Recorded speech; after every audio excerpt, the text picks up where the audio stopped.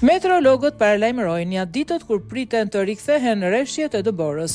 Meteorologët kanë treguar se si do të nisë java dhe njëherësh edhe muaj prill. Sipas tyre, dita e sotme ka nisur me vranësira, java do të jetë e zymt me intervale kthjellimesh. Pas dites do të ketë rreshje kryesisht në jug. Meteorologët theksojnë se java kryesisht do të jetë paradite me kthjellime, ndërsa do të ketë rreshje afat shkurtra, ndërsa fundjava do të dobësojë rreshjet duke i zëvendësuar në zonat malore. E gjithë java me luhatje të lehta temperaturash do të duket si një javë jeshte me lagështirë gjatë gjithë javës.